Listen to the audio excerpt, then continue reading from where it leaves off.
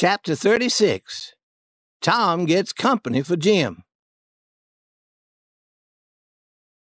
Making the pens was a difficult job, but Jim said that writing about his experiences was going to be even more difficult.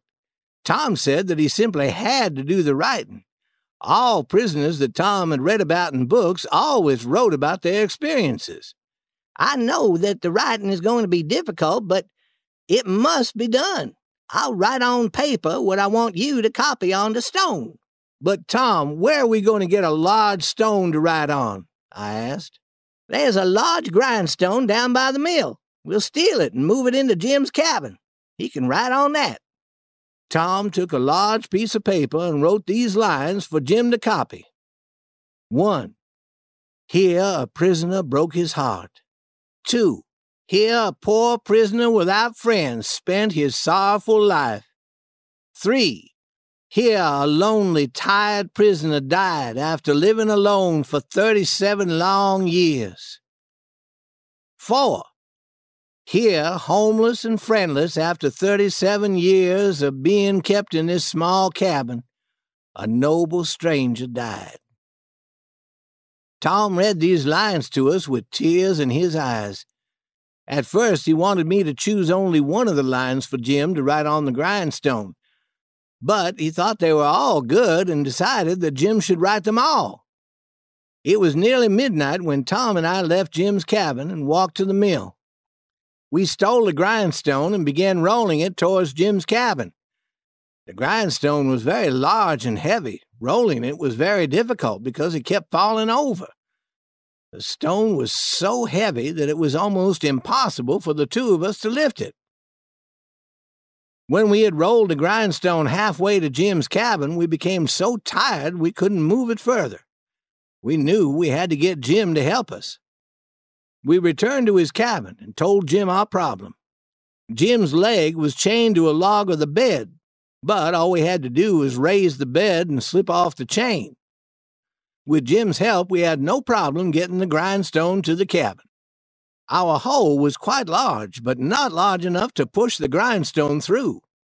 Jim got some tools and dug a larger hole, and soon we had the grindstone inside. Tom marked on the stone some words for Jim to write. Jim began to work by the light of his candle and continued until the candle was completely burned out. Then we slipped his chain around the bed leg again and told Jim that he could go to sleep. Suddenly, Tom thought of something.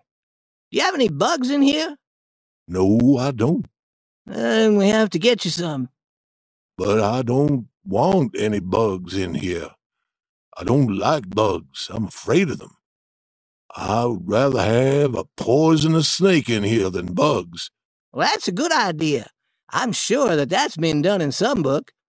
Where could you keep it? Keep what, Tom? A poisonous snake.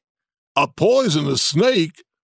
If a snake came in here, I would break through the door and leave in a hurry, even if I had to use my head to break through the door.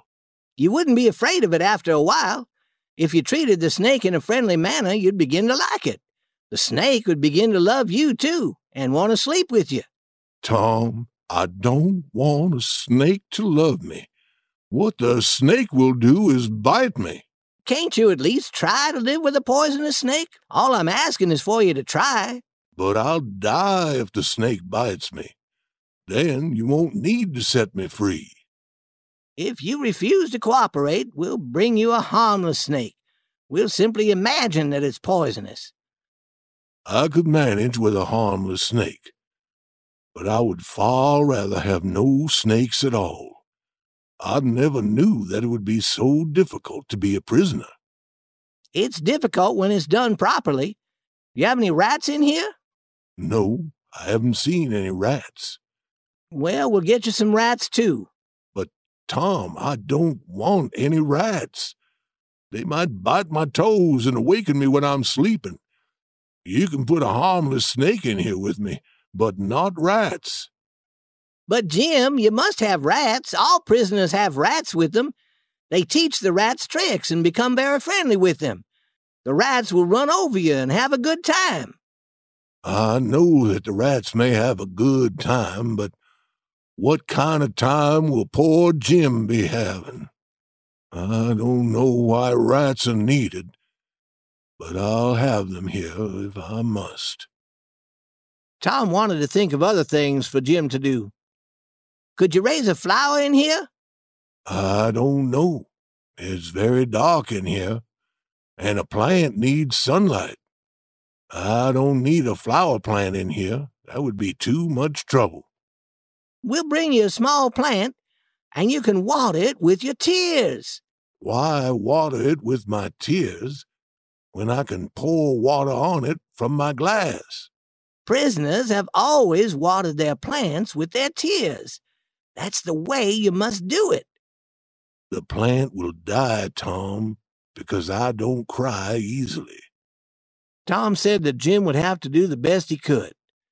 Jim complained about all the work that he was being asked to do. He didn't want to raise a plant. He didn't want to play with rats. He didn't want to sleep with a snake. He didn't want bugs walking over him, and he didn't want to write on the grindstone using his own blood with a pen made out of the candlestick. He said that being a prisoner required more responsibility and more work than anything that he had done before. Tom almost lost patience with Jim. He said that Jim had the opportunity to be a famous prisoner if only he did things correctly, that Jim should actually thank him for the good ideas that he came up with. Jim said that he was sorry and that he would try to be grateful to Tom for helping him do all the things a prisoner is supposed to do. Tom and I left the cabin and returned to the house in our beds.